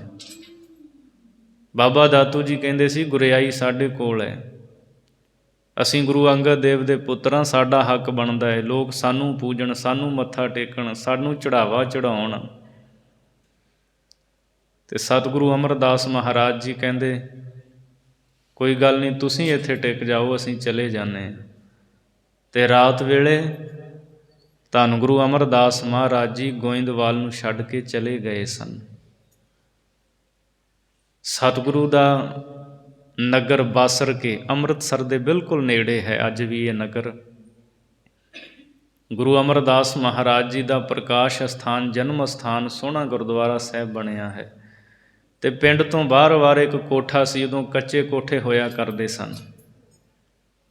ਮਹਾਰਾਜ ਸੱਚੇ ਪਾਤਸ਼ਾਹ ਉਸ ਕੋਠੇ ਵਿੱਚ ਜਾ ਕੇ ਪ੍ਰਵੇਸ਼ ਹੋ ਗਏ ਅਤੇ ਦਰਵਾਜ਼ੇ 'ਤੇ ਲਿਖ ਕੇ ਲਾ ਦਿੱਤਾ, ਕਿ ਜਿਹੜਾ ਦਰਵਾਜ਼ਾ ਖੋਲ੍ਹ ਕੇ ਅੰਦਰ ਆਵੇਗਾ ਉਹ ਸਿੱਖ ਆਪਣਾ ਲੋਕ ਪਰਲੋਕ ਵਿਗਾੜ ਲਵੇਗਾ, ਅਸੀਂ ਉਹਦੇ ਲੋਕ ਪਰਲੋਕ ਵਿੱਚ ਸਹਾਈ ਨਹੀਂ ਹੋਵਾਂਗੇ। ਇੱਧਰ ਜਦੋਂ ਗੋਇੰਦਵਾਲ ਸਾਹਿਬ ਸਵੇਰੇ ਸੰਗਤਾਂ ਨੇ ਮਹਾਰਾਜ ਦੇ ਦਰਸ਼ਨ ਕਰਨੇ ਚਾਹੇ, ਸਤਿਗੁਰੂ ਦੇ ਦਰਸ਼ਨ ਨਾ ਹੋਏ, ਮਹਾਰਾਜ ਰਾਤੋਂ ਰਾਤ ਕਿੱਥੇ ਚਲੇ ਗਏ। ਸੰਗਤਾਂ ਬਹੁਤ ਜ਼ਿਆਦਾ ਬੇਬਲ ਹੋਈਆਂ ਅਤੇ ਬਾਬਾ ਬੁੱਢਾ ਸਾਹਿਬ ਜੀ ਨੂੰ ਬੇਨਤੀ ਕੀਤੀ, ਤੁਹਾਨੂੰ ਗੁਰੂ ਨਾਨਕ ਸਾਹਿਬ ਨੇ ਬਚਨ ਕੀਤੇ ਸਨ, ਤੇਰੇ ਤੋਂ ਕਦੇ ਓਹਲੇ ਨਾ ਹੋਸਾਂ। ਬਾਬਾ ਬੁੱਢਾ ਸਾਹਿਬ ਜੀ ਗੁਰੂ ਦੇ ਦਰਸ਼ਨ ਕਰਵਾਓ, ਧੰਨ ਗੁਰੂ ਅਮਰਦਾਸ ਮਹਾਰਾਜ ਕਿੱਥੇ ਹਨ। ਅਤੇ ਫਿਰ ਬਾਬਾ ਬੁੱਢਾ ਸਾਹਿਬ ਜੀ ਨੇ ਉਹ ਘੋੜੀ ਤਿਆਰ ਕੀਤੀ ਜਿਹੜੀ ਗੁਰੂ ਅਮਰਦਾਸ ਮਹਾਰਾਜ ਜੀ ਦੀ ਸੀ। ਅਤੇ ਬਾਬਾ ਦਾਤੂ ਉਸ ਘੋੜੀ ਨੂੰ ਜਦੋਂ ਲਿਜਾਣ ਲੱਗਾ ਸੀ ਨਾ, ਉਹ ਘੋੜੀ ਗਈ ਨਹੀਂ। ਕੁਝ ਸਾਜੋ ਸਮਾਨ ਵੀ ਗੋਇੰਦਵਾਲ ਤੋਂ ਲੈ ਕੇ ਖਡੂਰ ਸਾਹਿਬ ਨੂੰ ਤੁਰ ਗਏ ਸਨ ਬਾਬਾ ਦਾਤੂ ਜੀ। ਰਾਹ ਵਿੱਚ ਚੋਰ ਪੈ ਗਏ, ਜਿਹੜਾ ਆਪਣਾ ਸੀ ਉਹ ਵੀ ਲੁੱਟਿਆ ਗਿਆ। ਕੋਈ ਸਾਜੋ ਸਮਾਨ ਘਰ ਤੱਕ ਹੀ ਨਾ ਪੁੱਜਾ। ਬਾਬਾ ਬੁੱਢਾ ਸਾਹਿਬ ਜੀ ਕਹਿੰਦੇ ਆਪਾਂ ਨੂੰ ਇਹ ਘੋੜੀ ਉੱਥੋਂ ਤੱਕ ਲੈ ਜਾਵੇਗੀ ਜਿੱਥੇ ਗੁਰੂ ਹੈ। ਪਤਾ ਤਾਂ ਸਭ ਕੁਝ ਸੀ। ਘੋੜੀ ਨੂੰ ਸ਼ਿੰਗਾਰਿਆ, ਸੰਗਤਾਂ ਕੀਰਤਨ ਕਰਦੀਆਂ ਹੋਈਆਂ ਤੁਰ ਪਈਆਂ। ਜਿੱਧਰ ਨੂੰ ਘੋੜੀ ਤੁਰੀ ਜਾਏ ਸਾਰੀ ਸੰਗਤ ਪਿੱਛੇ ਪਿੱਛੇ ਤੁਰਦੀ ਜਾਏ। ਜਿੱਥੇ ਅੱਜ ਕੱਲ੍ਹ ਗੁਰਦੁਆਰਾ ਸੰਨ ਸਾਹਿਬ ਹੈ, ਬਾਸਰ ਕੇ ਨਗਰ ਤੋਂ ਬਾਹਰ ਜਦੋਂ ਅਸੀਂ ਛੇਹਰਟਾ ਸਾਹਿਬ ਤੋਂ ਬਾਬਾ ਬੁੱਢਾ ਸਾਹਿਬ ਵੱਲ ਨੂੰ ਜਾਂਦੇ ਹਾਂ ਨਾ, ਬੀੜ ਬਾਬਾ ਬੁੱਢਾ ਸਾਹਿਬ ਨੂੰ ਬਾਸਰ ਕੇ ਵਿੱਚ ਦੀ ਸੜਕ ਦੇ ਉੱਤੇ ਹੀ ਬਿਲਕੁਲ ਇਹ ਅਸਥਾਨ ਆਉਂਦਾ ਸਤਿਗੁਰੂ ਪਾਤਸ਼ਾਹ ਜੀ ਦਾ। ਇੱਥੇ ਆ ਕੇ ਘੋੜੀ ਖੜ੍ਹ ਗਈ। ਬਾਬਾ ਬੁੱਢਾ ਸਾਹਿਬ ਨੇ ਵੇਖਿਆ ਦਰਵਾਜ਼ੇ 'ਤੇ ਲਿਖਿਆ ਸੀ, ਜਿਹੜਾ ਸਿੱਖ ਦਰਵਾਜ਼ਾ ਖੋਲ੍ਹ ਕੇ ਅੰਦਰ ਆਵੇਗਾ ਮੈਂ ਉਹਦਾ ਲੋਕ ਪਰਲੋਕ ਦੇ ਵਿੱਚ ਸਹਾਈ ਨਹੀਂ ਹੋਵਾਂਗਾ। ਸੰਗਤ ਸਾਰੀ ਹੁਣ ਚਿੰਤਾ ਤੁਰ ਸੀ ਵੀ ਹੁਣ ਕੀ ਕਰੀਏ, ਹੁਣ ਕਿਵੇਂ ਮਹਾਰਾਜ ਦੇ ਦਰਸ਼ਨ ਹੋਣ। ਮਹਾਰਾਜ ਨੇ ਤਾਂ ਬਚਨ ਕਰ ਦਿੱਤਾ ਹੈ। ਫਿਰ ਬਾਬਾ ਬੁੱਢਾ ਸਾਹਿਬ ਨੇ ਜੁਗਤੀ ਵਰਤੀ, ਕਹਿੰਦੇ ਆਪਾਂ ਦਰਵਾਜ਼ਾ ਖੋਲ੍ਹਣਾ ਹੀ ਨਹੀਂ। ਉਹ ਜਿਹੜਾ ਕੱਚਾ ਕੋਠਾ ਸੀ ਉਹਨੂੰ ਸੰਨ ਲਾਈ ਪਿਛਲੇ ਪਾਸਿਓਂ। ਸੰਨ ਸਮਝਦੇ ਹੋ, ਕੰਧ ਨੂੰ ਪਾੜਨਾ। ਅਤੇ ਉਹ ਸੰਨ ਲਾ ਕੇ ਉਹਦੇ ਵਿੱਚ ਦੀ ਅੰਦਰ ਗਏ। ਸਤਿਗੁਰੂ ਅਮਰਦਾਸ ਮਹਾਰਾਜ ਅਡੋਲ ਟਿਕੇ ਬੈਠੇ ਸਨ, ਸਮਾਧੀ ਸਥਿਤ। ਸੱਚੇ ਪਾਤਸ਼ਾਹ ਦੇ ਮੁਬਾਰਕ ਚਰਨਾਂ ਨੂੰ ਛੂਹਿਆ, ਨਮਸਕਾਰ ਕੀਤੀ। ਮਹਾਰਾਜ ਦੇ ਨੇਤਰ ਖੁੱਲ੍ਹੇ। ਕੀ ਤੱਕਦੇ ਨੇ? ਸਤਿਗੁਰੂ ਸਾਹਮਣੇ ਬਾਬਾ ਬੁੱਢਾ ਸਾਹਿਬ ਜੀ ਹਨ। ਮਹਾਰਾਜ ਕੋਈ ਬਚਨ ਨਾ ਕਰ ਦੇਣ, ਉਸੇ ਵੇਲੇ ਹੱਥ ਜੋੜੇ ਬਾਬਾ ਬੁੱਢਾ ਸਾਹਿਬ ਨੇ, ਮਹਾਰਾਜ ਤੁਹਾਡੇ ਬਚਨ ਦੀ ਉਲੰਘਣਾ ਨਹੀਂ ਕੀਤੀ। ਮਹਾਰਾਜ ਕਹਿੰਦੇ ਬਾਬਾ ਬੁੱਢਾ ਜੀ ਤੁਸੀਂ? ਹਾਂ ਸਤਿਗੁਰੂ, ਪਰ ਤੁਹਾਡਾ ਬਚਨ ਨਹੀਂ ਮੈਂ ਹਟਾਇਆ, ਦਰਵਾਜ਼ਾ ਨਹੀਂ ਖੋਲ੍ਹਿਆ। ਆ ਦੇਖੋ ਪਿੱਛੋਂ ਸੰਨ ਲਾ ਕੇ ਅੰਦਰ ਆਇਆ ਹਾਂ। ਪਾਤਸ਼ਾਹ ਸੰਗਤਾਂ ਬੇਬਲ ਨੇ, ਕਿਰਪਾ ਕਰੋ ਦਰਸ਼ਨ ਦੇਵੋ। ਤੁਹਾਡੇ ਤੋਂ ਬਿਨਾਂ ਸੰਗਤਾਂ ਕਿਵੇਂ ਧੀਰਜ ਧਾਰਨ, ਮਹਾਰਾਜ ਕਿਰਪਾ ਕਰੋ। ਬੇਨਤੀ ਨੂੰ ਪ੍ਰਵਾਨ ਕੀਤਾ। ਧੰਨ ਗੁਰੂ ਅਮਰਦਾਸ ਮਹਾਰਾਜ ਸੰਗਤਾਂ ਨੂੰ ਦਰਸ਼ਨ ਦਿੱਤੇ। ਸੰਗਤਾਂ ਨਿਹਾਲ ਹੋਈਆਂ ਅਤੇ ਸੱਚੇ ਪਾਤਸ਼ਾਹ ਜੀ ਨੂੰ ਗੋਇੰਦਵਾਲ ਸਾਹਿਬ ਲੈ ਕੇ ਆਈ। ਸਾਰੀ ਸੰਗਤ, ਜਿਹੜੇ ਗੁਰਮੁਖ ਪਿਆਰੇ ਨੇ ਉਹ ਗੁਰੂ ਦੀ ਭਾਲ ਕਰ ਲੈਂਦੇ ਹੈ। ਭਾਈ ਸਾਹਿਬ ਜੀ, ਭਾਈ ਗੁਰਦਾਸ ਸਾਹਿਬ ਜੀ ਫਰਮਾਉਂਦੇ ਨੇ, ਪੂਰਾ ਸਤਿਗੁਰ ਸਤ ਗੁਰਮੁਖ ਭਾਲੀ ਹੈ। ਪੂਰਾ ਸਤਿਗੁਰੂ ਸਤ ਸਵਰੂਪ ਹੈ, ਪਰਮੇਸ਼ਰ ਦਾ ਰੂਪ ਹੈ। ਗੁਰਮੁਖ ਗੁਰੂ ਨੂੰ ਭਾਲ ਲੈਂਦੇ ਹੈ, ਗੁਰੂ ਤੋਂ ਉਪਦੇਸ਼ ਲੈਂਦੇ ਹੈ। ਪੂਰੀ ਸਤਿਗੁਰ ਮਤ ਸ਼ਬਦ ਸੰਭਾਲੀਐ। ਪੂਰੇ ਸਤਿਗੁਰੂ ਦੀ ਪੂਰੀ ਮਤ ਕੀ ਹੈ? ਸ਼ਬਦ ਸੰਭਾਲੀਐ, ਸ਼ਬਦ ਨੂੰ ਸੰਭਾਲਣਾ, ਸ਼ਬਦ ਨੂੰ ਚੇਤੇ ਕਰਨਾ, ਇਹ ਪੂਰੇ ਸਤਿਗੁਰੂ ਦੀ ਪੂਰੀ ਮਤ ਹੈ, ਪੂਰੀ ਸਿੱਖਿਆ ਹੈ। ਪੂਰੀ ਸਤਿਗੁਰ ਮਤ ਸ਼ਬਦ ਸੰਭਾਲੀਐ। ਪੂਰੇ ਸਤਿਗੁਰੂ ਦੀ ਪੂਰੀ ਮਤ ਸਿੱਖਿਆ ਇਹੀ ਹੈ ਵੀ ਅਸੀਂ ਸਦਾ ਸ਼ਬਦ ਨੂੰ ਸੰਭਾਲ ਕੇ ਰੱਖੀਏ। ਜਿੱਥੇ ਅਸੀਂ ਬਾਹਰ ਦੇ ਕਰਮ ਧਰਮ ਕਰਦੇ ਹਾਂ ਨਾ, ਉੱਥੇ ਸ਼ਬਦ ਨੂੰ ਸਦਾ ਚੇਤੇ ਕਰਨਾ ਹੈ। ਕਈ ਵਾਰ ਕੀ ਹੁੰਦਾ, ਅਸੀਂ ਸਿਰਫ ਇੱਕ ਪੱਖ ਲੈ ਕੇ ਚੱਲਦੇ ਹਾਂ, ਸਾਰੇ ਪੱਖ ਲੈਣੇ ਪੈਂਦੇ ਹੈ। ਪਰਮਾਤਮਾ ਨੇ ਸਾਨੂੰ ਦੋ ਅੱਖਾਂ ਦਿੱਤੀਆਂ, ਦੋ ਲੱਤਾਂ ਦਿੱਤੀਆਂ। ਦੋ ਲੱਤਾਂ ਕਾਇਮ ਨੇ ਤਾਂ ਹੀ ਤੁਰਦੇ ਹਾਂ ਨਾ। ਬਾਹਰ ਦੀ ਉਦਾਹਰਨ ਲੈ ਲਓ, ਗੱਡੀ ਦੇ 4 ਟਾਇਰ ਨੇ, ਇੱਕ ਲਾ ਦੀ ਉਹ ਕਿਵੇਂ ਚੱਲੇਗੀ? ਚਾਰੇ ਕਾਇਮ ਹੋਣੇ ਚਾਹੀਦੇ ਹੈ। ਇਸ ਤਰ੍ਹਾਂ ਜਿੱਥੇ ਬਾਹਰ ਦੇ ਕਰਮ ਧਰਮ, ਜਿੱਥੇ ਲੰਗਰ ਹੈ, ਨਿਸ਼ਾਨ ਹੈ, ਉੱਥੇ ਸ਼ਬਦ ਦੇ ਨਾਲ ਪ੍ਰੀਤ ਜ਼ਰੂਰ ਪਾਉਣੀ ਹੈ। ਸ਼ਬਦ ਤੋਂ ਬਿਨਾਂ ਅਸੀਂ ਗੁਰੂ ਦੀ ਸਿੱਖਿਆ ਨੂੰ ਧਾਰਨ ਨਹੀਂ ਕਰ ਸਕਦੇ। ਪੂਰੇ ਗੁਰੂ ਦੀ ਮੱਤ ਸਿੱਖਿਆ ਇਹੀ ਹੈ, ਸ਼ਬਦ ਦੀ ਸੰਭਾਲ ਕਰਨੀ, ਸ਼ਬਦ ਦਾ ਅਭਿਆਸ ਕਰਨਾ। ਦਰਗਹਿ ਧੋਈਐ ਪਤ, ਹਉਮੈ ਜਾਲੀਐ। ਪਰਮਾਤਮਾ ਦੀ ਦਰਗਾਹ ਦੇ ਵਿੱਚ ਪ੍ਰਵਾਨ ਹੋਣ ਦੇ ਲਈ ਪੱਤ ਧੋਣੀ ਪੈਂਦੀ ਹੈ। ਕੱਪੜਾ ਮੈਲਾ ਜਿਵੇਂ ਹੁੰਦਾ ਨਾ, ਉਹਨੂੰ ਧੋਣਾ ਪੈਂਦਾ। ਪੱਤ ਧੋਣ ਦਾ ਮਤਲਬ ਆਪਣੀ ਪੱਤ ਸਵਾਰਨੀ ਪੈਂਦੀ ਹੈ। ਇੱਜ਼ਤ ਇਹ ਵੀ ਖੱਟਣੀ ਪੈਂਦੀ ਹੈ। ਪੈਸੇ ਤੇ ਵੇਸ਼ਵਾਵਾਂ ਦੇ ਕੋਲ ਵੀ ਬਹੁਤ ਹੁੰਦੇ ਹੈ, ਧਨ ਦੀ ਕਮਾਈ ਤਾਂ ਉਹ ਵੀ ਬਥੇਰੀ ਕਰ ਲੈਂਦੀਆਂ ਨੇ, ਪਰ ਪੱਤ ਇੱਜ਼ਤ ਨਹੀਂ। ਮਹਾਰਾਜ ਜੀ ਕਹਿੰਦੇ ਨੇ, ਭਾਈ ਗੁਰਦਾਸ ਸਾਹਿਬ ਜੀ, ਦਰਗਹਿ ਧੋਈਐ ਪੱਤ। ਪਰਮਾਤਮਾ ਦੀ ਦਰਗਾਹ ਦੇ ਵਿੱਚ ਪ੍ਰਵਾਨ ਹੋਣ ਦੇ ਵਾਸਤੇ ਆਪਣੀ ਪੱਤ ਸਵਾਰਨੀ ਪੈਂਦੀ ਹੈ। ਅਤੇ ਪੱਤ ਕਿਵੇਂ ਸਵਾਰੀ ਜਾਂਦੀ ਹੈ? ਹਉਮੈ ਜਾਲੀ ਹੈ। ਸ਼ਬਦ ਦੀ ਕਮਾਈ ਕਰਕੇ ਆਪਣੇ ਅੰਦਰ ਦੀ ਹਉਮੈ ਨੂੰ ਬੰਦਾ ਸਾੜ ਦਵੇ, ਸ਼ਬਦ ਦੇ ਨਾਲ ਜੁੜੇ, ਉਹਦੀ ਪੱਤ ਸਵਾਰੀ ਜਾਂਦੀ ਹੈ। ਉਹ ਪਰਮਾਤਮਾ ਦੀ ਦਰਗਾਹ ਦੇ ਵਿੱਚ ਪ੍ਰਵਾਨ ਹੋ ਜਾਂਦਾ ਹੈ। ਘਰ ਹੀ ਜੋਗ ਜੁਗਤ, ਬੈਸਣ ਧਰਮਸਾਲੀ ਹੈ। ਫਿਰ ਪੱਤ ਸਵਾਰੀ ਕਿਵੇਂ ਜਾਂਦੀ ਹੈ, ਉਹਦਾ ਵੀ ਹੁਣ ਤਰੀਕਾ ਦੱਸਦੇ ਹੈ। ਘਰ ਹੀ ਜੋਗ ਜੁਗਤ, ਬੈਸਣ ਧਰਮਸਾਲੀ ਹੈ। ਪੱਤ ਸਵਾਰਨ ਵਾਸਤੇ ਕਿਤੇ ਬਾਹਰ ਦੂਰ ਜਾਣ ਦੀ ਲੋੜ ਨਹੀਂ ਪੈਂਦੀ। ਘਰ ਦੇ ਵਿੱਚ ਹੀ ਪਰਮਾਤਮਾ ਦੇ ਚਰਨਾਂ ਦੇ ਨਾਲ ਜੁੜਨ ਦੀ ਜੁਗਤੀ ਹੈ। ਉਹ ਜੁਗਤੀ ਇਹ ਹੈ, ਬੈਸਣ ਧਰਮਸਾਲੀ ਹੈ, ਧਰਮਸ਼ਾਲਾ ਵਿੱਚ ਬਹਿਣਾ। ਭਾਈ ਗੁਰਦਾਸ ਸਾਹਿਬ ਨੇ ਨਾ ਸ਼ਬਦ ਵਰਤੇ ਹੈ, ਘਰ ਘਰ ਅੰਦਰ ਧਰਮਸਾਲ, ਹੋਵੈ ਕੀਰਤਨ ਸਦਾ ਵਿਸੋਆ। ਗੁਰੂ ਨਾਨਕ ਸਾਹਿਬ ਜੀ ਨੇ ਉਦਾਸੀਆਂ ਕੀਤੀਆਂ, ਘਰ ਘਰ ਦੇ ਵਿੱਚ ਧਰਮਸ਼ਾਲਾ ਬਣ ਗਈ ਸੀ। ਘਰ ਦੇ ਵਿੱਚ ਬਹਿ ਕੇ ਪਰਿਵਾਰ ਦੇ ਜਿੰਨੇ ਜੀਅ ਹੋਣੇ ਸਾਰੇ ਇਕੱਠੇ ਹੋ ਕੇ ਬਹਿ ਕੇ ਸਿਮਰਨ ਕਰਦੇ ਸੀ, ਸਤ ਸੰਗਤ ਕਰਦੇ ਸੀ। ਧਰਮਸਾਲ ਦਾ ਆਖਰੀ ਅਰਥ ਹੁੰਦਾ, ਸਾਲ ਦਾ ਅਰਥ ਹੁੰਦਾ ਘਰ, ਧਰਮ ਦਾ ਘਰ, ਜਿੱਥੋਂ ਧਰਮ ਦੀ ਰੌਸ਼ਨੀ ਮਿਲੇ, ਸੂਝ ਬੂਝ ਮਿਲੇ, ਜਿੱਥੇ ਧਰਮ ਦੇ ਕਰਮ ਕੀਤੇ ਜਾਣ, ਉਹਨੂੰ ਧਰਮਸ਼ਾਲਾ ਕਹਿੰਦੇ ਹੈ। ਪਿੰਡਾਂ ਜਿਵੇਂ ਧਰਮਸ਼ਾਲਾ ਇੱਥੇ ਮਾਲ ਵਿੱਚ ਬਹੁਤ ਬਣੀਆਂ ਨੇ ਪਿੰਡਾਂ 'ਚ, ਪਰ ਉਹ ਧਰਮਸ਼ਾਲਾ ਧਰਮ ਦੀ ਗੱਲ ਕਿੱਥੇ ਹੁੰਦੀ। ਕਈ ਵਾਰ ਉੱਥੇ ਤੇ ਨਸ਼ਈ ਬਹਿ ਕੇ ਨਸ਼ਾ ਕਰਦੇ ਹੁੰਦੇ, ਕਈਆਂ ਥਾਵਾਂ 'ਤੇ ਵੇਖਣ ਵਿੱਚ ਆਇਆ, ਉੱਥੇ ਬਹਿ ਕੇ ਬੀੜੀਆਂ ਪੀਣੀਆਂ। ਉਹ ਧਰਮਸ਼ਾਲਾ ਥੋੜ੍ਹੀ ਹੋ ਗਈ, ਉੱਥੇ ਧਰਮ ਕਿੱਥੇ ਹੈ? ਕੋਈ ਸੂਝ ਬੂਝ ਦੀ ਗੱਲ ਕਿੱਥੇ ਹੈ? ਗੁਰਦੁਆਰੇ ਨੂੰ ਪਹਿਲਾਂ ਧਰਮਸ਼ਾਲਾ ਕਿਹਾ ਜਾਂਦਾ ਸੀ। ਗੁਰੂ ਨਾਨਕ ਸਾਹਿਬ ਵੇਲੇ ਧਰਮਸ਼ਾਲਾਵਾਂ ਸਨ।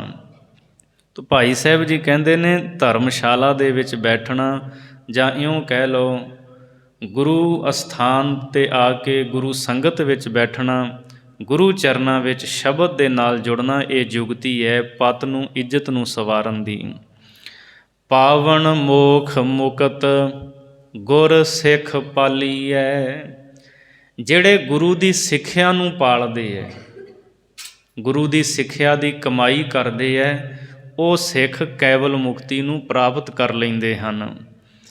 ਅੰਤਰ ਪ੍ਰੇਮ ਭਗਤ, ਨਦਰ ਨਿਹਾਲੀ ਹੈ। ਭਾਈ ਗੁਰਦਾਸ ਜੀ ਨੂੰ ਪੁੱਛੀਏ, ਭਾਈ ਸਾਹਿਬ ਜੀ, ਵੇਖਣ ਨੂੰ ਤਾਂ ਸਾਰੇ ਹੀ ਸਿੱਖ ਲੱਗਦੇ ਹੈ, ਜਿਹਦੇ ਵੱਲ ਨਜ਼ਰ ਮਾਰੋ ਉਹ ਸਿੱਖ ਨਜ਼ਰ ਆਉਂਦਾ ਹੈ। ਕਿ ਸਾਰਿਆਂ ਦੇ ਉੱਤੇ ਗੁਰੂ ਦੀ ਮਿਹਰ ਦੀ ਨਜ਼ਰ ਹੁੰਦੀ ਹੈ? ਭਾਈ ਸਾਹਿਬ ਜੀ ਕਹਿੰਦੇ ਨਹੀਂ, ਇੱਦਾਂ ਦੀ ਗੱਲ ਨਹੀਂ ਹੈ। ਅੰਤਰ ਪ੍ਰੇਮ ਭਗਤ, ਜਿਸ ਦੇ ਅੰਦਰ ਪ੍ਰੇਮਾ ਭਗਤੀ ਹੈ, ਨਦਰ ਨਿਹਾਲੀ ਹੈ।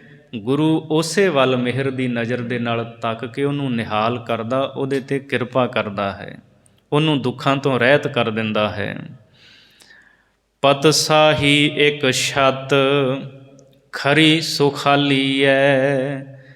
ਜਿਹਦੇ ਅੰਦਰ ਪ੍ਰੇਮਾ ਭਗਤੀ ਹੈ, ਗੁਰੂ ਜਿਸ ਨੂੰ ਨਿਹਾਲ ਕਰ ਦਿੰਦਾ ਹੈ, ਫਿਰ ਉਹਨੂੰ ਐਸੀ ਪਾਤਸ਼ਾਹੀ ਮਿਲਦੀ ਹੈ ਜਿਹੜੀ ਇੱਕ ਛੱਤ ਇੱਕ ਛਤਰ ਵਾਲੀ ਹੈ।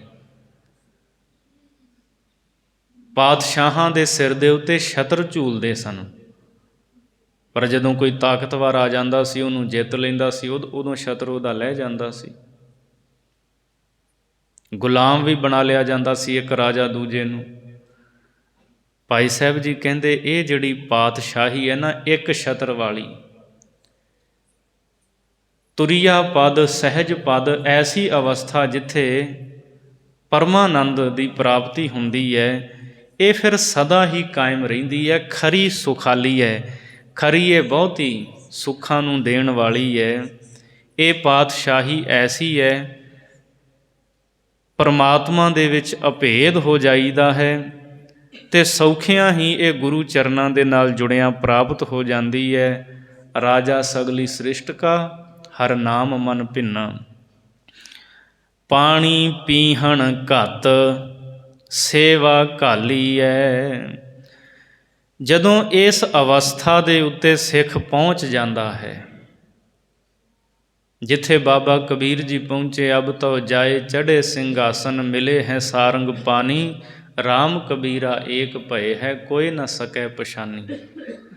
ਅਭੇਦਤਾ ਵਾਲੀ ਅਵਸਥਾ ਦੇ ਵਿੱਚ ਜਦੋਂ ਸਿੱਖ ਪਹੁੰਚਦਾ ਹੈ, ਉਦੋਂ ਵੀ ਸੇਵਾ ਉਹਦੀ ਜਾਰੀ ਰਹਿੰਦੀ ਹੈ। ਪਾਣੀ ਪੀਹਣ ਘੱਤ ਸੇਵਾ ਘਾਲੀਏ, ਉਹ ਪਾਣੀ ਢੋਂਦਾ ਹੈ, ਪੀਹਣ ਚੱਕੀ ਪੀਂਦਾ ਹੈ, ਸੇਵਾ ਦੀ ਘਾਲਣਾ ਘਾਲਦਾ ਰਹਿੰਦਾ ਹੈ। ਉਹ ਇਸ ਅਵਸਥਾ ਦੇ ਵਿੱਚ ਪਹੁੰਚ ਕੇ ਵੀ ਸੰਗਤ ਦੀ ਸੇਵਾ ਨਹੀਂ ਛੱਡਦਾ। ਕਾਬਲ ਤੋਂ ਸੰਗਤ ਆਈ, ਧੰਨ ਗੁਰੂ ਅਰਜਨ ਦੇਵ ਮਹਾਰਾਜ ਜੀ ਦੇ ਦਰਸ਼ਨ ਕਰਨ ਲਈ। ਪਹਿਲਾਂ ਸਤਿਗੁਰੂ ਦੇ ਦਰਸ਼ਨ ਨਹੀਂ ਸਨ ਕੀਤੇ। ਦਰਬਾਰ ਵਿੱਚ ਮੱਥਾ ਟੇਕਿਆ, ਬਾਬਾ ਬੁੱਢਾ ਸਾਹਿਬ ਨੂੰ ਪੁੱਛਦੇ ਨੇ, ਮਹਾਰਾਜ ਸੱਚੇ ਪਾਤਸ਼ਾਹ ਕਿੱਥੇ ਨੇ? ਕਹਿੰਦੇ ਉਹ ਬਾਹਰ ਹਨ ਸਤਿਗੁਰੂ ਪਾਤਸ਼ਾਹ ਜੀ, ਜੋੜਿਆਂ ਦੀ ਸੇਵਾ ਕਰ ਰਹੇ ਨੇ। ਇੱਕ ਚੀਜ਼ ਹੋਰ, ਜੋੜਿਆਂ ਦੀ ਸੇਵਾ ਕਰਨੀ ਅਤੇ ਮੱਥਾ ਟੇਕਣ ਇਹਦੇ ਵਿੱਚ ਫਰਕ ਹੈ। ਮੱਥਾ ਅਸੀਂ ਗੁਰੂ ਗ੍ਰੰਥ ਸਾਹਿਬ ਨੂੰ ਟੇਕਣਾ ਹੈ,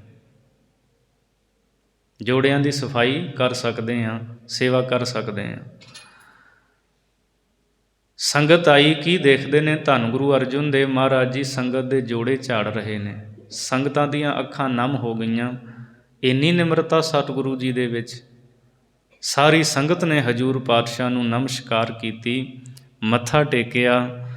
ਸੋ ਇਸ ਅਵਸਥਾ ਵਿੱਚ ਪਹੁੰਚ ਕੇ ਗੁਰੂ ਨੇ ਕਰਕੇ ਵਿਖਾਇਆ ਹੈ। ਸ਼ਬਦ ਦੀ ਕਮਾਈ ਕੀਤੀ। ਆਪ ਸਤਿਗੁਰੂ ਸੇਵਾ ਕਰਦੇ ਸਨ। ਪਾਣੀ ਪੀਹਣ ਘੱਤ ਸੇਵਾ ਘਾਲੀ ਹੈ, ਪਾਣੀ ਢੋਣਾ ਚੱਕੀ ਪੀਣੀ, ਸੇਵਾ ਦੀ ਘਾਲਣਾ ਘਾਲਣੀ। ਇਸ ਅਵਸਥਾ ਵਿੱਚ ਪਹੁੰਚ ਕੇ ਵੀ ਉਹ ਗੁਰਮੁਖ ਪਿਆਰਾ ਸੇਵਾ ਨਹੀਂ ਛੱਡਦਾ। ਮਸਕੀਨੀ ਵਿੱਚ ਵੱਤ ਚਾਲੇ ਚਾਲੀਐ, ਉਹ ਇਹੋ ਜਿਹੀ ਚਾਲ ਚੱਲਦਾ ਹੈ। ਪਰਮ ਅਵਸਥਾ 'ਤੇ ਪਹੁੰਚਿਆ ਹੋਇਆ ਵੀ ਉਹ ਗਰੀਬੀ ਨਿਮਰਤਾ ਦੇ ਵਿੱਚ ਵਰਤਦਾ ਹੈ, ਵੱਤ ਵਰਤਦਾ ਹੈ। ਹੰਕਾਰੀ ਨਹੀਂ ਬਣਦਾ ਕਿ ਮੈਨੂੰ ਉੱਚੀ ਪਰਮ ਅਵਸਥਾ ਮਿਲ ਗਈ। ਉਹ ਨਿਮਰਤਾ ਦੇ ਵਿੱਚ ਰਹਿੰਦਾ ਹੈ। ਇੱਥੇ ਕਈਆਂ ਥਾਵਾਂ 'ਤੇ ਮਸਕੀਨੀ ਵਿੱਚ ਵੱਤ ਚਾਲ ਨਿਰਾਲੀ ਹੈ, ਪਾਠੰਤਰ ਵੀ ਆਉਂਦਾ ਹੈ। ਜੇ ਚਾਲ ਨਿਰਾਲੀ ਹੈ ਹੋਵੇ ਤਾਂ ਉਹ ਗੁਰਮੁਖ ਪਿਆਰੇ ਸੰਸਾਰ ਤੋਂ ਨਿਰਾਲੀ ਵੱਖਰੀ ਚਾਲ ਚੱਲਦੇ ਹੈ। ਭਗਤਾ ਤੈ ਸਹਿ ਸਾਰੀਆ ਜੋੜ ਕਦੇ ਨਾ ਆਇਆ। ਪਰ ਇੱਥੇ ਚਾਲੇ ਚਾਲੀਐ ਜੋ ਸ਼੍ਰੋਮਣੀ ਗੁਰਦੁਆਰਾ ਪ੍ਰਬੰਧਕ ਕਮੇਟੀ ਨੇ ਭਾਈ ਗੁਰਦਾਸ ਦੀਆਂ ਵਾਰਾਂ ਪ੍ਰਕਾਸ਼ਿਤ ਕੀਤੀਆਂ ਨੇ, ਉੱਥੇ ਚਾਲੇ ਚਾਲੀਐ ਪਾਠ ਹੈ। ਮਸਕੀਨੀ ਵਿੱਚ ਵੱਤ ਚਾਲੇ ਚਾਲੀਐ, ਇਹੋ ਜਿਹੀ ਚਾਲ ਚੱਲਦੇ ਹੈ। ਉਹ ਗਰੀਬੀ ਵਿੱਚ ਵਰਤਦੇ ਹੈ, ਕਦੇ ਹੰਕਾਰੀ ਨਹੀਂ ਬਣਦੇ। ਨਿਮਰਤਾ ਇਤਿਆਦਿ ਗੁਣਾਂ ਨੂੰ ਧਾਰ ਕੇ ਆਪਣੇ ਜੀਵਨ ਨੂੰ ਸਫਲ ਕਰਦੇ ਹੈ। ਸੋ ਇਸ ਪੌੜੀ ਦੇ ਵਿੱਚ ਗੁਰਸਿੱਖਾਂ ਦੀ ਕਮਾਈ, ਉਹਦਾ ਨਿਰੂਪਣ ਭਾਈ ਗੁਰਦਾਸ ਸਾਹਿਬ ਨੇ ਕੀਤਾ ਹੈ। ਸਤਿਗੁਰੂ ਮਿਹਰ ਕਰਨ। ਵਿਚਾਰਾਂ ਕਰਦਿਆਂ ਹੋਇਆਂ ਬੇਅੰਤ ਭੁੱਲਾਂ ਹੋ ਗਈਆਂ ਹੋਣਗੀਆਂ। ਧੰਨ ਗੁਰੂ ਗ੍ਰੰਥ ਸਾਹਿਬ ਜੀ, ਗੁਰੂ ਸੰਗਤ ਨੇ ਭੁੱਲਾਂ ਦੀ ਖਿਮਾ ਬਖਸ਼ਣੀ, ਅਗਾਂ ਵਾਸਤੇ ਸੁਮਤ ਬਖਸ਼ਣੀ ਜੀ। ਪਾਣੀ ਪੀਹਣ ਘੱਤ ਸੇਵਾ ਘਾਲੀਐ, ਮਸਕੀਨੀ ਵਿੱਚ ਵੱਤ ਚਾਲੇ ਚਾਲੀਐ। ਵਾਹਿਗੁਰੂ ਜੀ ਕਾ ਖਾਲਸਾ, ਵਾਹਿਗੁਰੂ ਜੀ ਕੀ ਫਤਿਹ। ਤੁਠਾ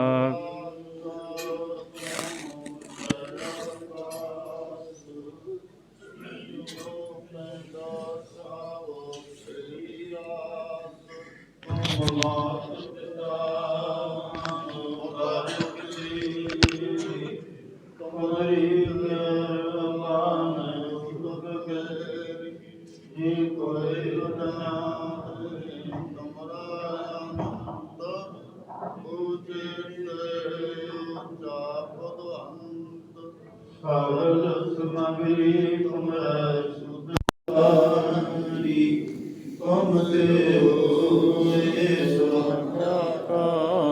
ਜੀ ਤੁਮਰੀ ਗਤ ਮੇਤੇ ਤੁਮਹੀ ਜਾਨੀ, ਨਾਨਕ ਦਾਸ ਸਦਾ ਤੁਧ ਆਗੇ ਆਰੇ ਦਾਸ ਮਾਰ, ਜੀਉ ਮਿਲ ਸਭ